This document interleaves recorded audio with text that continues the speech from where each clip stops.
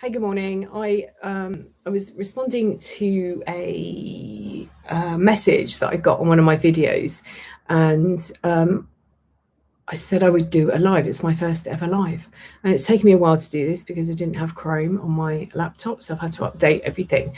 Anyway, it was about trying to understand. It was really about cognitive dissonance and understanding what this person's been told and what they are experiencing. And I have to apologize for the lighting to start with on this. Anyway, so it's about understanding exactly. So cognitive dissonance is the having two thought processes and trying to marry them up so that you understand them. The process, I mean, some of the examples are somebody who smokes. Somebody who smokes knows that it's bad for you, but they continue to smoke.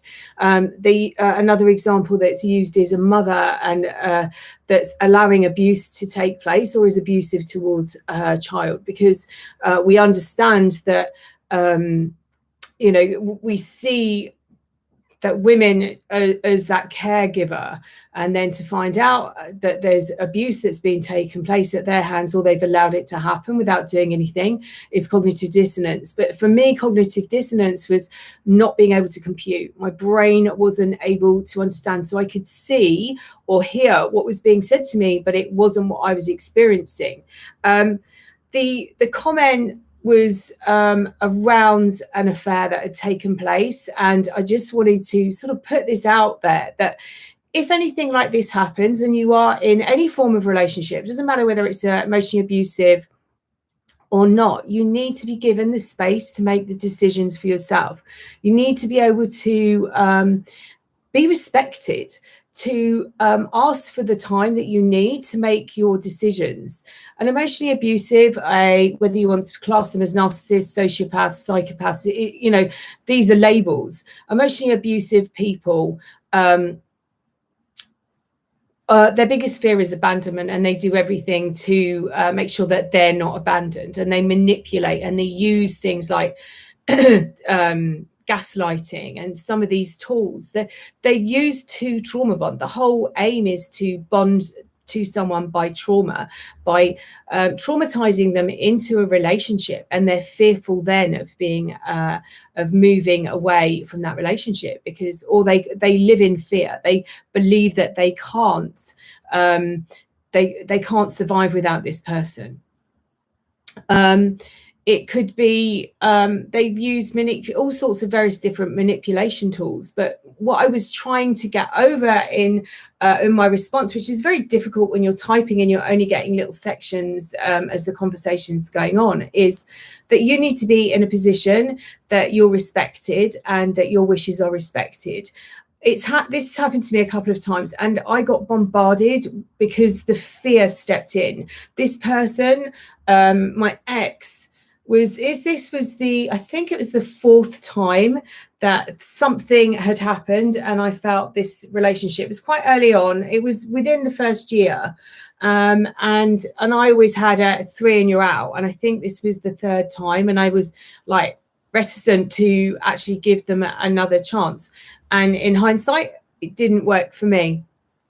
But I was bombarded with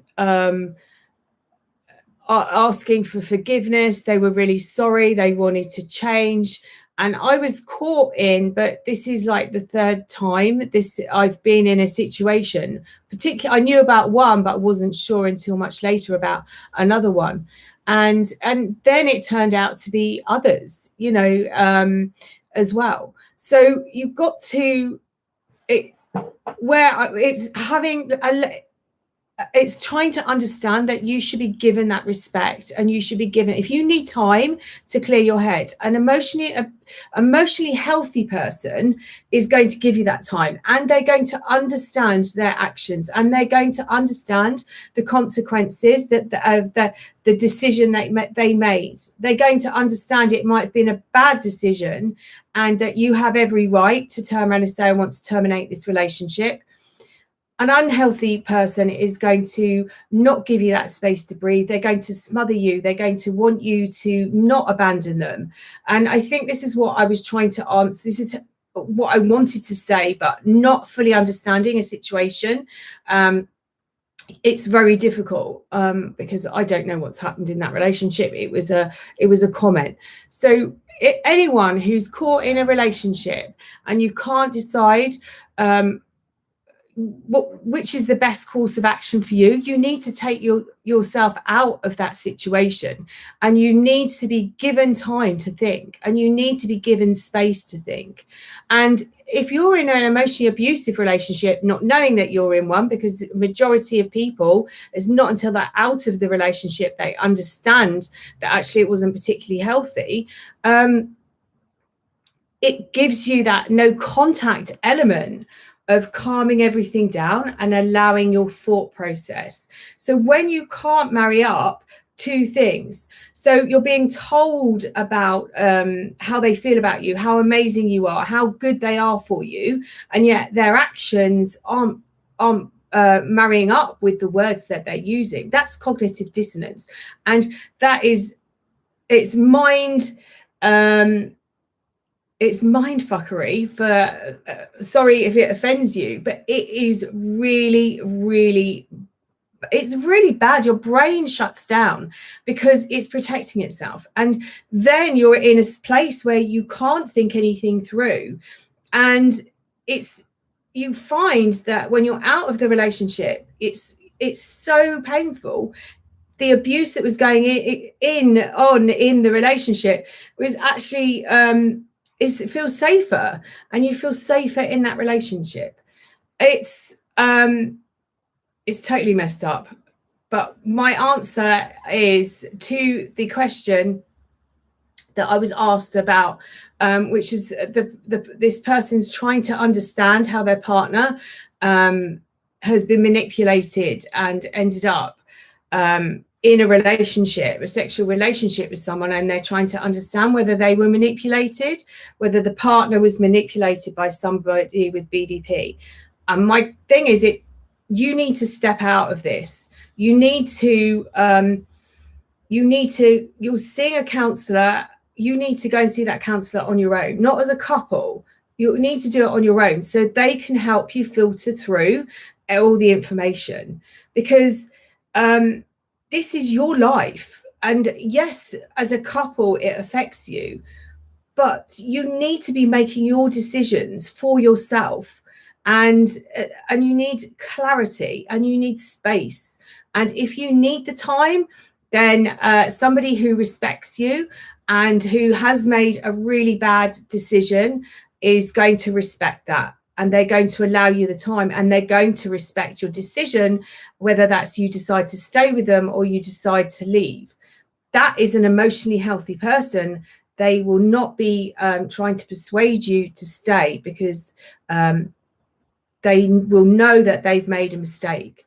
So that is my live answer to one of the questions, which was around an affair that happened quite recently, but it building up to it through a friendship of 6 years. And it doesn't matter what's happened. It really, really doesn't matter what's happened. You need to step out of the relationship and concentrate on you. You've been hurt, and you need to make these decisions for you. I hope that's cleared it up. I hope that's clarified what I was trying to explain with the cognitive dissonance, when you've got these two things going on and you're trying to understand how this has happened, but these words don't quite match up. You don't understand exactly what's going on. You need to step out. You need to step away. You need to take time away. And you was talking about using a therapist, and I would say, see that therapist on their own. You said they thought this other person might have BDP, so they have an understanding of this. And please believe me, a lot of people don't. And it actually shocks me, the amount of people that don't understand this. you need to take time out.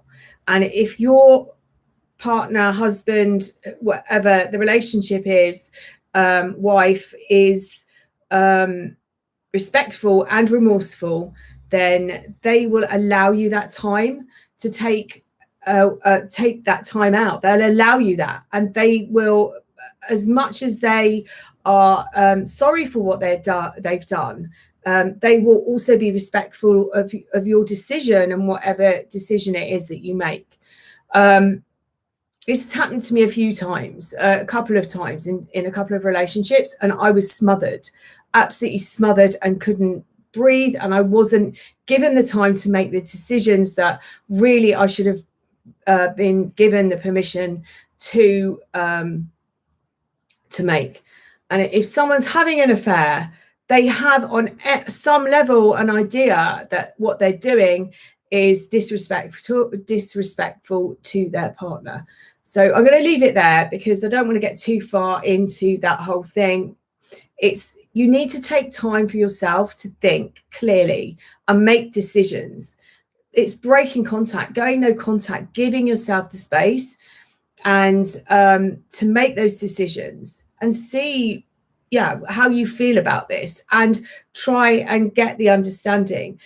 An emotionally healthy person will want you to get that clarity as well. I want you to understand that they will want you to get the clarity.